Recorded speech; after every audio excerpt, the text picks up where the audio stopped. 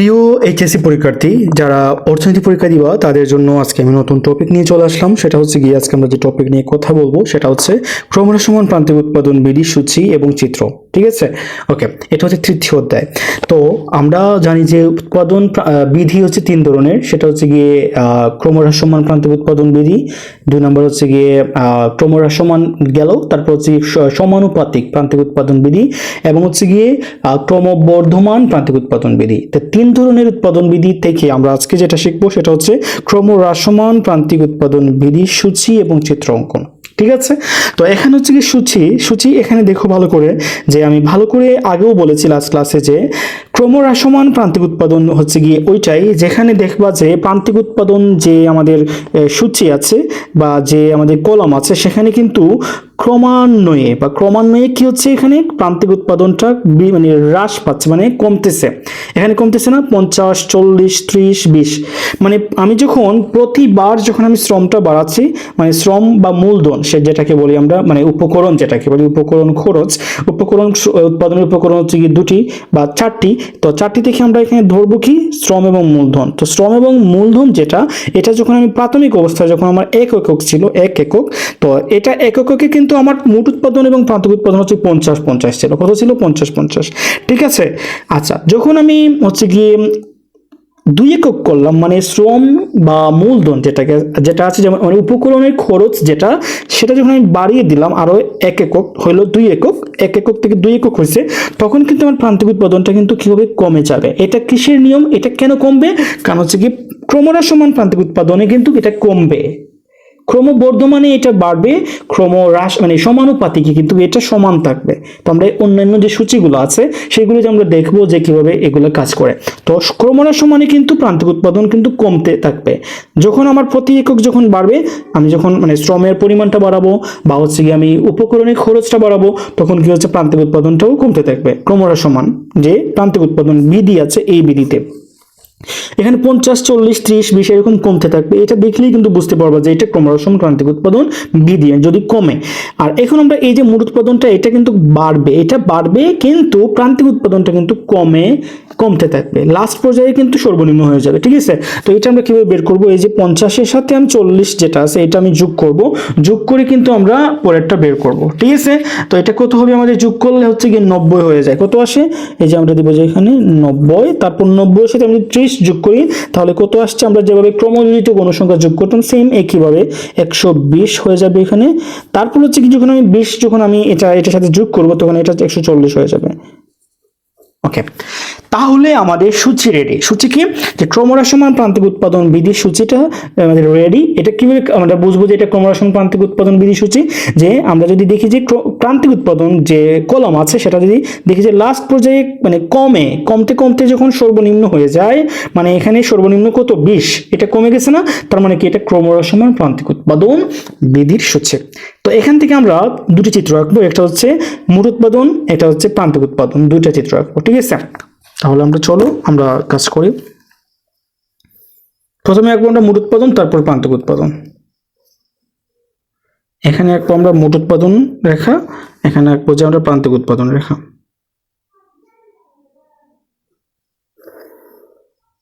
ওকে, এখানে ভূমি অক্ষ দিয়ে দিলাম দুইটা চিত্রের জন্য। এখানে হচ্ছে কি আমাদের লম্ব অক্ষ, এটাও হচ্ছে আমাদের লম্ব অক্ষ।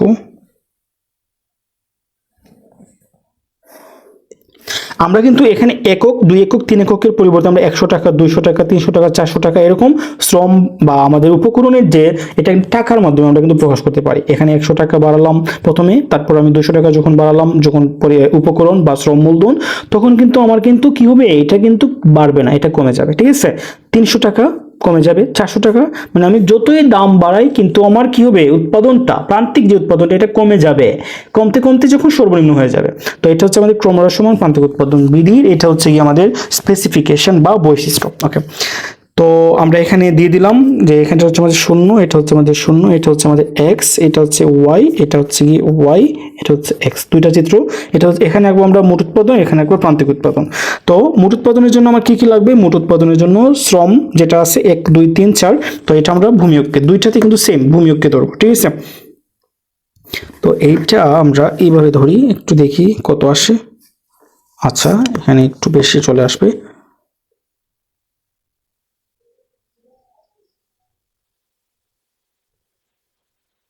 আচ্ছা এইভাবে ধরবো আমরা।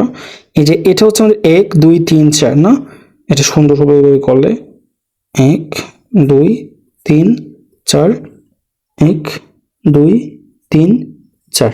ওকে, হয়ে গেল। তাহলে মানে কি, এটা হচ্ছে আমাদের মোট উৎপাদনের যেটা, এটা হচ্ছে আমাদের এক একক। কি হবে? এক একক। তাহলে 1 2 3 4, এখানে দিব আমরা 1 2 3 4। তো এখানে আমরা কি ধরবো? এখানে আমরা হচ্ছে এল কে, এটা এক্স না ধরে আমরা এক্স এর পরিবর্তে আমরা এখানে ধরতে পারি যে মানে মানে ভূমিকে আমরা মানে যে এল কে মানে হচ্ছে শ্রম মূলধন, ঠিক আছে। তো এখানে হচ্ছে কি এল, এখানে হচ্ছে কে, মানে এল দ্বারা হচ্ছে শ্রম বোঝায় লেবার, আর কে দ্বারা হচ্ছে ক্যাপিটাল, মানে হচ্ছে কি আমরা মূলধন ধরবো এখানে, ঠিক আছে। আচ্ছা ওকে, তাহলে আমাদের হচ্ছে গিয়ে ভূমি অক্ষ শেষ, ডান। মোট উৎপাদনের জন্য আমার এটা লাগবে, প্রান্তিক উৎপাদনের জন্য আমার এটা লাগবে, তাহলে লম্ব অক্ষে ধরবো না। মোট উৎপাদন হচ্ছে কি আমাদের প্রথমে হচ্ছে 140 পর্যন্ত যাবে এটা, তো 140 পর্যন্ত যদি যায় তাহলে আমরা 20 করে ধরি, এটা 20 করে ধরি, তাহলে 20 হলে আমরা এইটা নেই 20-এর জন্য। 20 40 60 80 100 120। মাই গড, এটা তো হচ্ছে কি আমরা একটু লম্বা করতে হবে, তাহলে লম্বার জন্য আমরা আচ্ছা দেখি আমরা কি করা যায়, একটু শর্ট করা যায় কিনা। 20 40 60 80 100 100 120 140। আচ্ছা এভাবে আমাদেরকে করতে হবে, এটা একটু শর্ট, ঠিক আছে। এই যে এটা হচ্ছে আমাদের 20 40 60 80 100 120 140।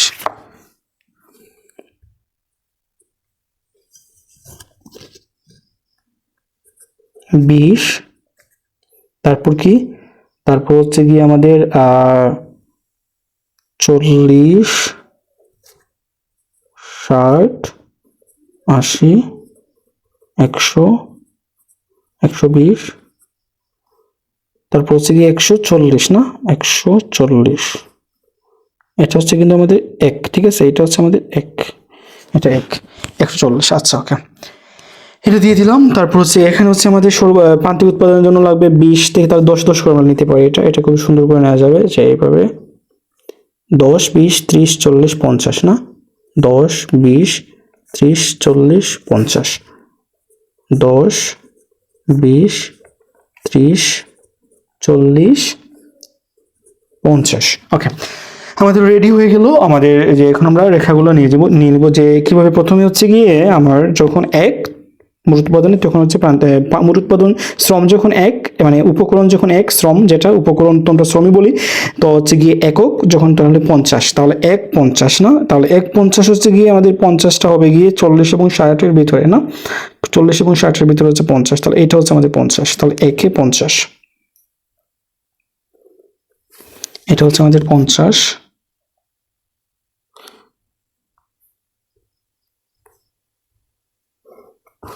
ওকে, যখন 2 তখন হচ্ছে 90, 2 যখন তখন 90, 90 হচ্ছে 180-এর ভিতরে, 90, এটা হচ্ছে 90।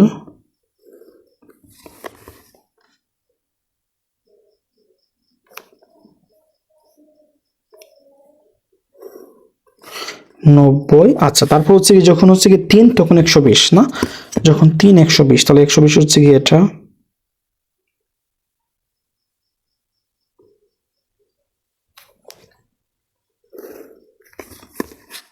আমি কিন্তু এখানে কলম দিয়ে আঁকতেছি, পরীক্ষার সময় তোমাদেরকে কিন্তু পেন্সিল দিয়ে আঁকতে হবে, কারণ হচ্ছে গিয়ে কলম দিয়ে আঁকা যাবে না।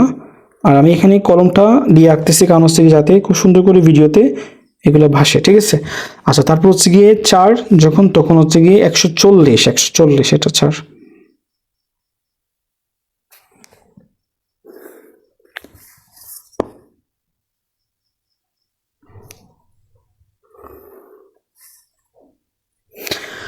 হয়ে গেল না। এখন হচ্ছে কি আমরা কি করব, এই যে শূন্য থেকে খুব সুন্দর করে আমরা একটা রেখা তৈরি করব, এইভাবে হাতের সাহায্যে করা যায় খুব সুন্দর করে। এই যে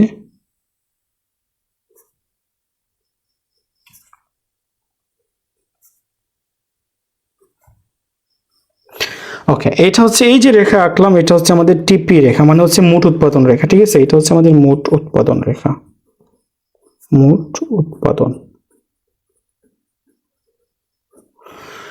উৎপাদন। আচ্ছা, তো এখানে হচ্ছে আমাদের একটা মিশ্রণ মিশ্রণ বিন্দু আছে না, তাহলে এটা হচ্ছে আমাদের এ বিন্দু, এই যে এটা এ বিন্দু, এটা হচ্ছে আমাদের বি বিন্দু, এটা হচ্ছে সি, এটা হচ্ছে আমাদের ডি বিন্দু। গঠিত, আমার কাছে মনে হয় খুব ভালো করে চিত্রটা বুঝতে পেরেছো। আচ্ছা ওকে, তো এখন হচ্ছে আমরা যেটা রাখবো সেটা হচ্ছে আমাদের প্রান্তিক উৎপাদন, মানে এই যে উপকরণের সাথে প্রান্তিক উৎপাদনের যে মানে বিন্দুগুলো নিব আমরা। তো চলো আমরা প্রথমে হচ্ছে যখন 1 তখন কত 50, যখন 1 তখন 50, তাহলে 1-এর সাথে 50 হবে, তাহলে আমরা এইভাবে আঁকবো।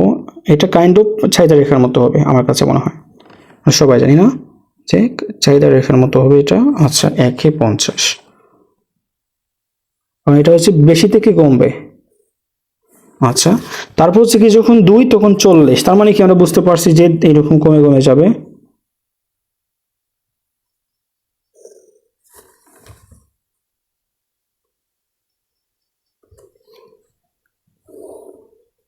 তারপর হচ্ছে কি 3-এ যখন তখন হচ্ছে কি 30,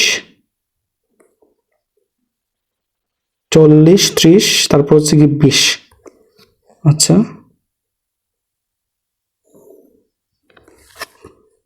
এটা দিব আমরা এইভাবে। তারপর হচ্ছে কি আমাদের 20 না,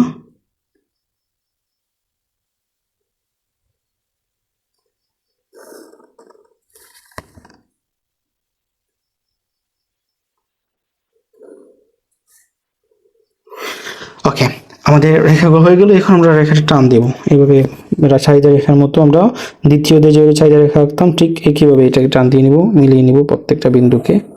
এই যে এটা হচ্ছে আমাদের এমপি মানে মার্জিনাল প্রোডাকশন, ঠিক আছে। এইভাবে এটা হচ্ছে আমাদের এ প্রথম বিন্দু, দ্বিতীয়, তৃতীয়, চতুর্থ। এই হচ্ছে আমাদের ক্রমহ্রাসমান প্রান্তিক উৎপাদন বিধি সূচি, দুটি রেখা, মোট উৎপাদন এবং প্রান্তিক উৎপাদন, টিপি রেখা এবং এমপি রেখা। আই হোপ আপনারা সবাই বুঝতে পেরেছেন যে কিভাবে চিত্রগুলো অঙ্কন করতে হবে। তো আজকের জন্য এতটুকু, এবং নেক্সট ক্লাসে আমরা খুব সুন্দর করে হচ্ছে গিয়ে ক্রমহ্রাসমান গেল, তারপর আমরা ক্রমবর্ধমান, ক্রম সমানুপাতিক, এই পরের যে প্রকারভেদগুলো এগুলো চিত্রসূচি নিয়ে চলে আসবো। আজকের জন্য এতটুকু, আল্লাহ হাফেজ।